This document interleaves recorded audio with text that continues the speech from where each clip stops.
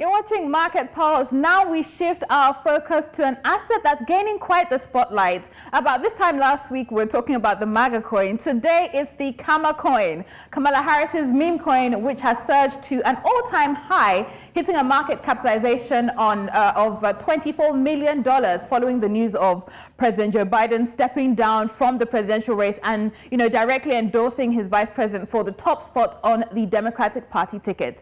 MAGA or Kama coin, which are you banking on? The polls are up. You can see them there on X at Nairametrics. Where do you stand? Which are you banking on? But joining me right now, and of course, staying with me as well, is David Olujinmi, Financial Markets Analyst with Nairametrics. Let us into the performance of this particular meme coin, the Kama coin, in the wake of Biden's step down and Kamala Harris's endorsement for the November 2024 U.S. election. So basically, after the announcement was made around 7 p.m. on Sunday, the coin doubled in value. It went up to 2.2 cents from 1.1 cents. But as of yesterday, it was trading around 1.6 cents. These are things that happen when people in the crypto space just want to enjoy a little bit. So they just go and they pump and they withdraw. It's just the happening around that angle. It's just the happening in that space. Basically, it's just a normal reaction. And what does this say about volatility levels of such crypto assets? So basically, the volatility level, that's just to explain why crypto assets sometimes cannot serve as they cannot really be your best bet when it comes to investing, because they are very volatile assets. So basically, the whole thing with Kama coin, the whole thing with meme coins, basically, it's very similar to what we had with shit coins. On the other hand, of what we've been having with shit coins, we have these coins that people just basically pump, and sometimes people even do what is called a rug pull with the entire asset. They just go in and they get some people to put in their funds, and they crash it, basically withdrawing.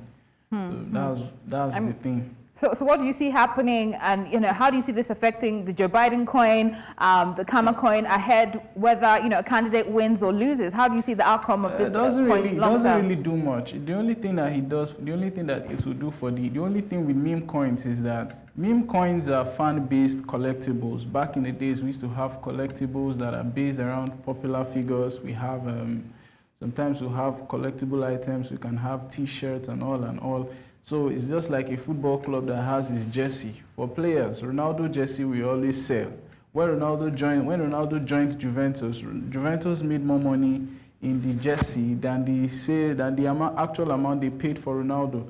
So it's something similar with meme coins. They are fan-based tokens that are based on the crypto ecosystem, that are based on the particular crypto ecosystem. So it's all based on the happenings around that particular entity. The other day we saw Trump almost assassinated, and what happened to MAGA coin? It skyrocketed. It went up because it heightened.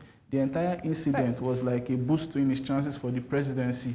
So for Joe Biden's coin, I don't think we're seeing any much movement. And again, people are not very invested or very interested in what's going on with meme coins like that. It's not. Right.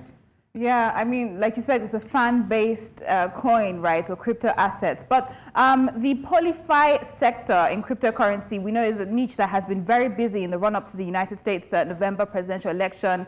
Let us into the surge in that sector, right? And what are the possibilities of having meme coins attached to Nigerian or African political figures within the crypto ecosystem, especially considering the high volume of crypto trade in the region? So I was telling somebody, I told someone recently, yesterday, I said that America has a thing about itself. America is the country that knows how to really take the world's attention. I don't know how they do it, but they do it every time. In 2020, we had COVID, and we had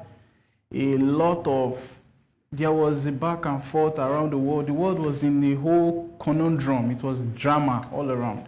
But somehow the election between Donald Trump and Joe Biden just found a way to take the spotlight.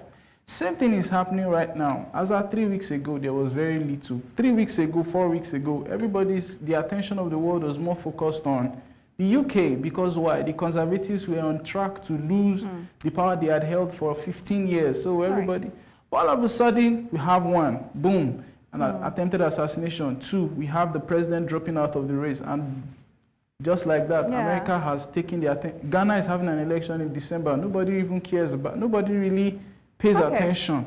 So we see the fact that the polified sector is really built around American political figures.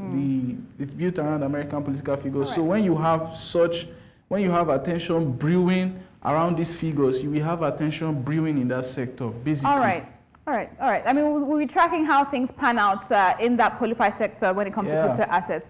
Thank you so much, David Olujinmi, Nairametrics Financial Market Analyst. Thank you for joining me. All right, we're heading now. I mean, it's over to you, right? MAGA or Kama coin, buy, sell, or hold. The poll is up on X at Nairametrics.